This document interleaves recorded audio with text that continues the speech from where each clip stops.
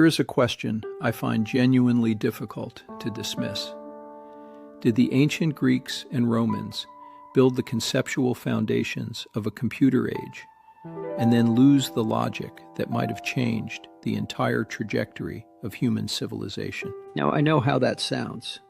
We're talking about civilizations of bronze tools, open-air markets, and marble temples. The idea that antiquity came within reach of something we'd recognize as computational thinking seems, at first glance, almost absurd. But I've spent a great deal of time with the evidence, and I'll tell you honestly, the answer is far more complicated than most textbooks will admit. This is not a story about ancient aliens or retrofitted sci-fi fantasies. This is a serious historical question, and it deserves a serious answer. Let's begin with the standard view, because it earns its credibility. Greeks and Romans were extraordinary engineers, but they operated within real and severe constraints.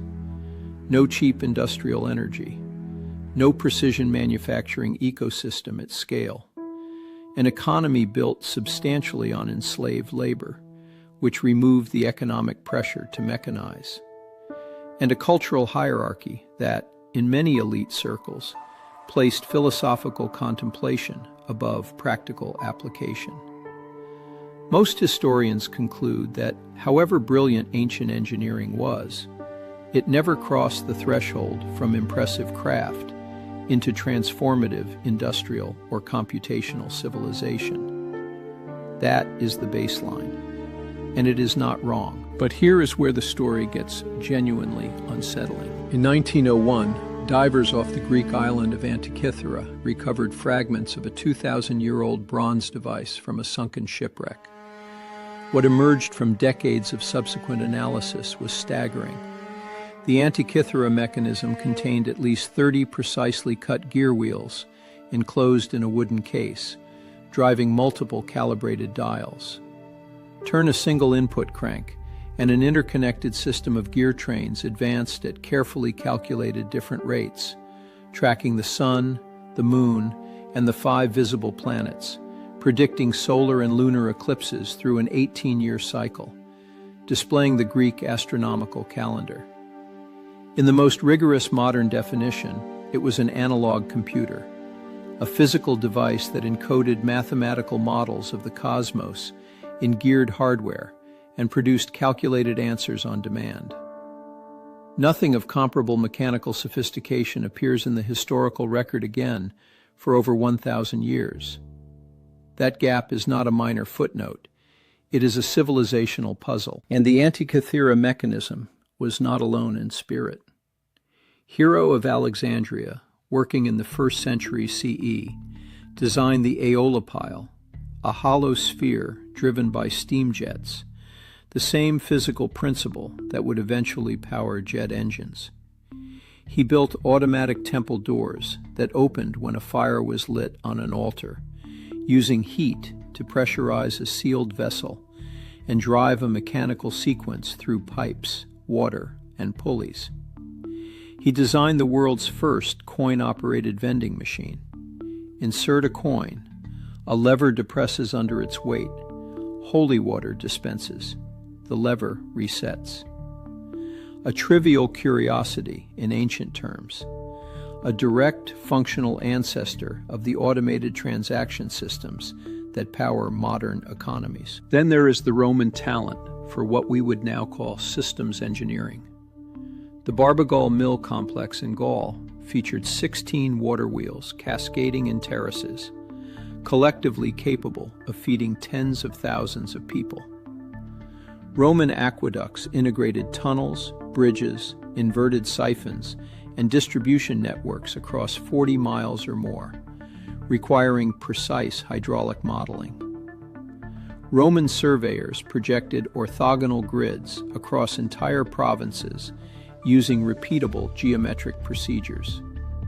Their cities and military camps were laid out using standard modules, a design logic that amounts to templates, the conceptual ancestor of modular systems design. What these achievements share is not merely cleverness. They reflect abstraction, the ability to represent a problem mathematically and build a physical system that solves it. They reflect process logic, understanding not just how to build a structure, but how to control a sequence of operations across time. These are the attributes of sophisticated intellectual frameworks, not primitive craftsmanship. So why didn't it scale? Here the honest answer requires confronting some uncomfortable realities. Economists studying ancient technology have made a compelling argument. Slavery functioned as a structural anti-automation incentive. When the marginal cost of a human worker approaches zero, the rational case for investing in machines largely disappears. The Industrial Revolution began in Britain, partly because rising real wages in the 18th century made replacing workers with machines economically compelling for the first time. Rome never faced that pressure in any systemic way.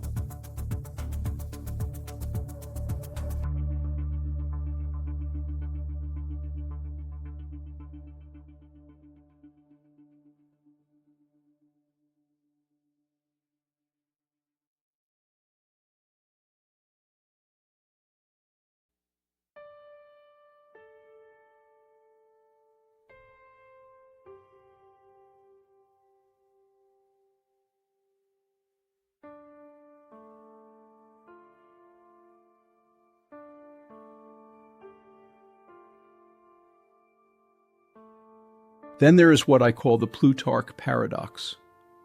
Plutarch recorded that Archimedes, the greatest mechanical mind of antiquity, reportedly considered his own engineering work shameful, beneath the dignity of pure mathematics. The most gifted engineer in the ancient world may have internalized the very cultural prejudice that was limiting engineering's future. Knowledge was fragmented across workshops, guarded jealously, and vulnerable to the political instabilities that periodically erased patronage networks. There was no capital market for technological investment, and underneath everything, there was no energy revolution. Without access to dense, cheap fuel, many mechanically plausible systems remained economically marginal. What was genuinely lost then? I don't think it was a computer empire waiting to emerge. That counterfactual is seductive, but almost certainly wrong. What was lost is something subtler and perhaps more important. It was a tradition of mechanical reasoning, the mindset that produced the Antikythera mechanism, the conviction that natural processes can be abstracted into mathematical models and embodied in engineered hardware, was a genuine intellectual achievement.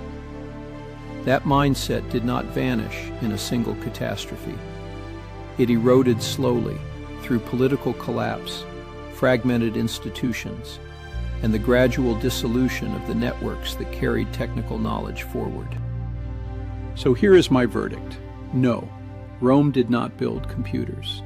But yes, the ancient world came meaningfully closer to advanced systems thinking, analog computation, and mechanical automation than the simplified version we typically inherit.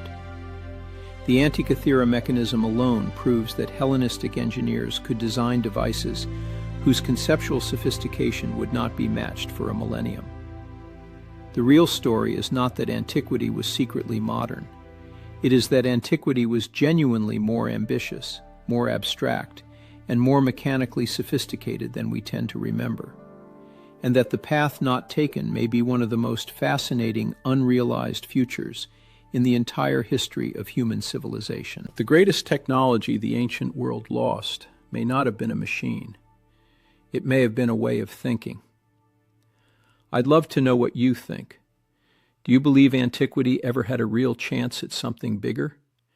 Or were the constraints simply too deep to overcome? Leave your thoughts in the comments below. And if this kind of deep historical investigation interests you, make sure you subscribe.